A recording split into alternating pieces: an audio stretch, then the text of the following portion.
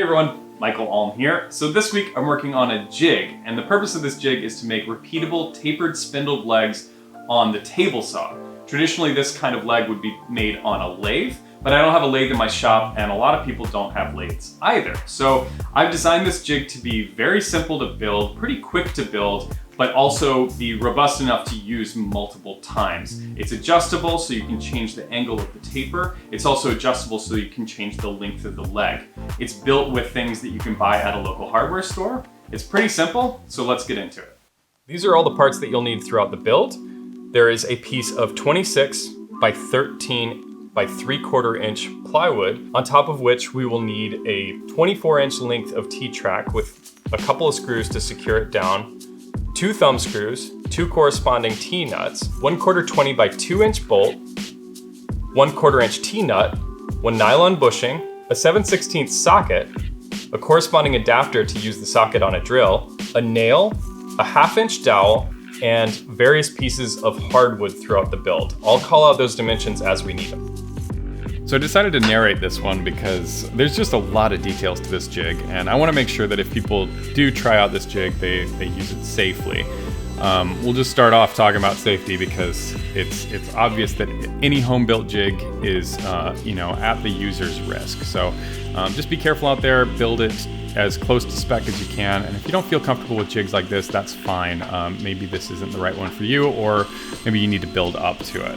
So started off by making a whole bunch of parts, and these we'll need 4 of these blocks, and the first one we're going to use as the tailstock for it's actually the plate that the tailstock mounts to.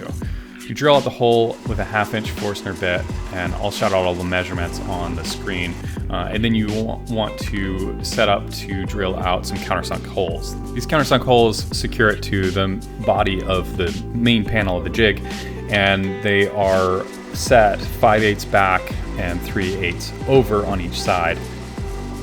I thought it looked like Mr. Bill. Oh no! So that gets secured to the jig on the back right corner of the panel, just using 1-inch drywall screws for this. So we're going to make the top of the tailstock with a piece that's 1 by 1.5 inches by 1.5 inches. Cross cut that block. This is 1.5 inch cut right here, and then you want to measure to the center. So I just connect the corners and find the center like that, and then I use a scratch awl to indicate the center so that my drill has a way to find it. The hole is also a 1/2 inch hole. It's for 1/2 inch dowel, and you go down about 3/4 of an inch and make sure your dowel fits nice and tight. And then I used one of those extra blocks, which we'll use later, as a measuring guide because I know it's the same thickness as that block that I just put down on the sled. So you cut that dowel to length and then glue it into place. And then this is the smaller face of that block, and measuring out the center and measuring down so that the height is set to the height of the spindle. So wherever this is set is basically where your spindle rotates from. It's the central axis. Mark it with a scratch awl again, and then we're going to drill it out. One thing that I don't show here is that I drilled it out first with an 1/8 inch bit and then with a bit that's slightly smaller than an 1/8 inch because I found that the shank of the nail that I'm securing in was a little bit smaller than 1/8 inch. So this makes sure that it's really nice and tight when it gets hammered in.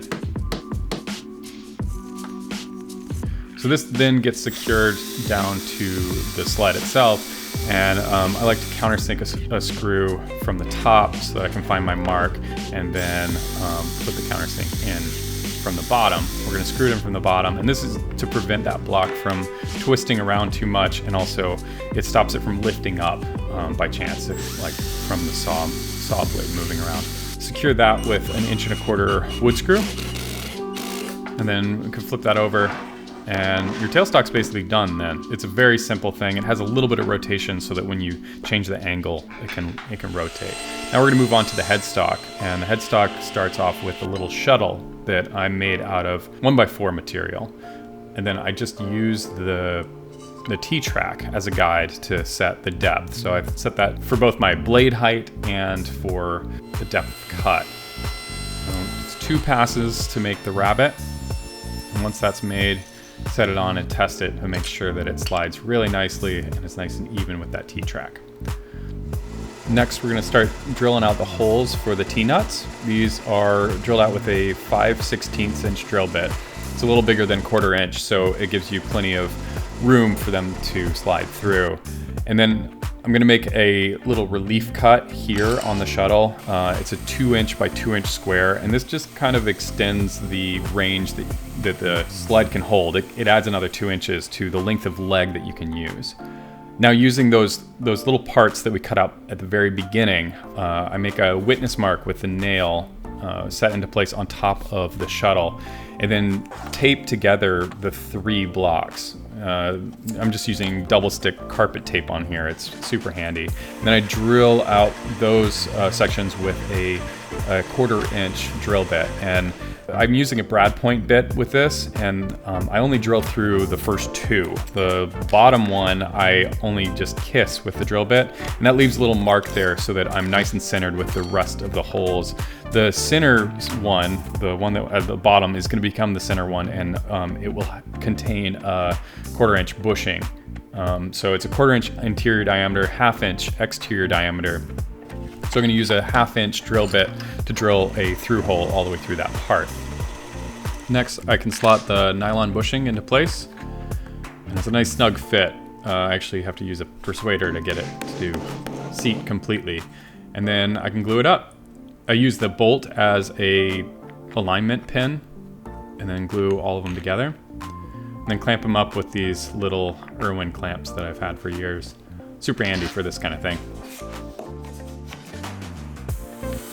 Now, I lost a little bit of footage here, but this is the same part. I'm just cutting out a little relief area so that the screws have a place to land, so I don't have to use really long screws through this.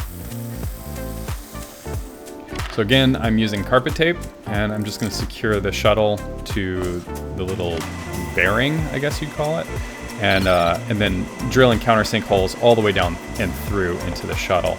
This part gets secured with 1 1/4 inch wood screws, and make sure it's nice and tight to the shuttle.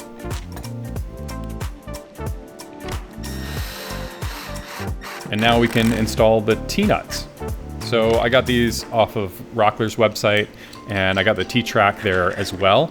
I'll post links to everything that, all the parts that I'm using in the description down below. So if you want to pick up anything, check down there. So now I can secure the T-track to the body of the sled, and I use the shuttle as kind of a guide so that I can square it up.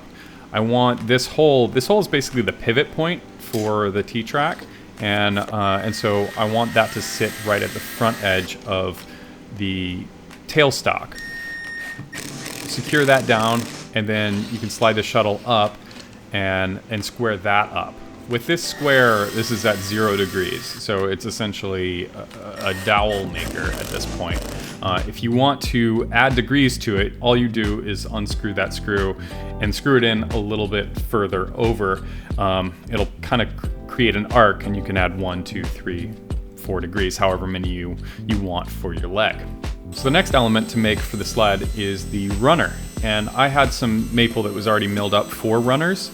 I just had to cut it to thickness. So I cut it to thickness, and you actually want to make this a little bit shy of the depth of your slot, and then you can shim it up to the height. That way it never bottoms out and you don't get any rocking out of the sled. I set the sled up against the saw blade with the saw blade fully extended, and then mark the location for the runner. I countersink the runner on the other side, flipping it over, and then secure it with 3/4 inch wood screws. I used 4 on my runner. You can slot it into place and test the fit, and then next step is to just make a handle. I traced the push stick that I like to use. I recommend you do that in your shop because it's something that you're used to holding on to, and then cut it out on a bandsaw. Just made this out of a chunk of cedar I had laying around. It was nice and wide, and then shaped it with my belt sander. I drew a center line on the handle and then countersunk 2 holes on the top of it, and then I could secure it down to the sled. I may have made it a little more elaborate than I needed to, but it sure is comfortable. And with that, the sled's done. So now I can show you how to use it. So I'm starting out with a piece of 1.5 by 1.5 by 20-inch oak, and I'm finding the centers and drilling those out on the top and bottom. On the bottom side, you want to use an 1/8-inch drill bit and drill all the way down in at least the depth of however far your nail is sticking out. And then on the top, you want to use a 5/16 drill bit and drill down deep enough so that the T-nut can sit all the way in. You hammer that T-nut into place, making sure it's nice and centered, and then you're ready to secure it to the jig.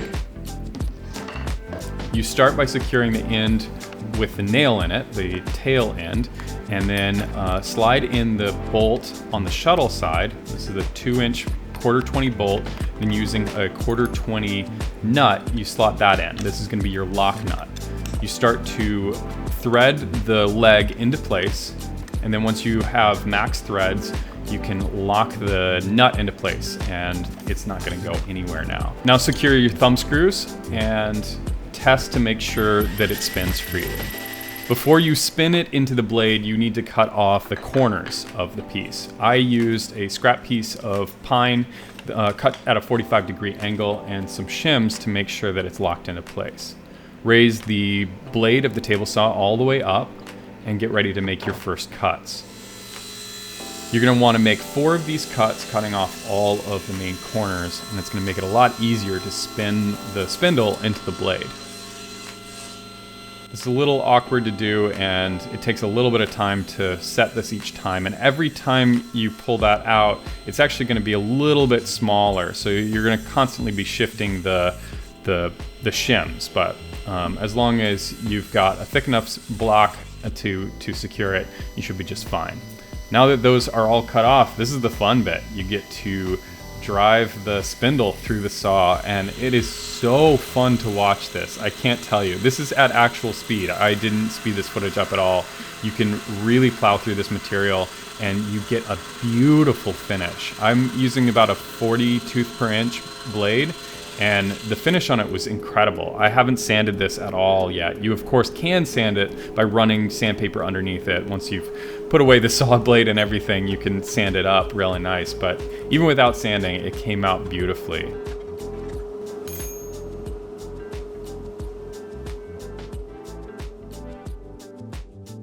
All right, so there it is. That is the jig, and I'm thrilled with it. It works great. It's able to batch out legs like crazy. I was able to get these 4 legs out within like 30 minutes or so. I did another experiment of just like doing 5-inch legs. So you can see these walnut legs are 5 inches, and they have different degrees on them. So one is 0 degree, 1 degree, 2 degree, and 3 degree, and you can get all those out of this jig by just altering the angle at the top.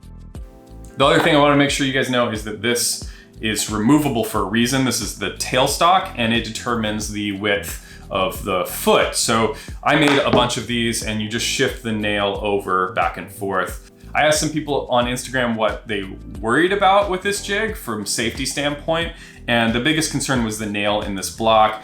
You can reinforce it with epoxy if you feel like it's necessary. You should probably check this, make sure it's not loosening up. Keep an eye on that. It's also a good reason why you should make multiple of these. I don't have plans for this jig as of yet. I'm probably gonna start working on those, but for now, I'm gonna pop the SketchUp file onto my website, and you can pick that up for a couple of bucks.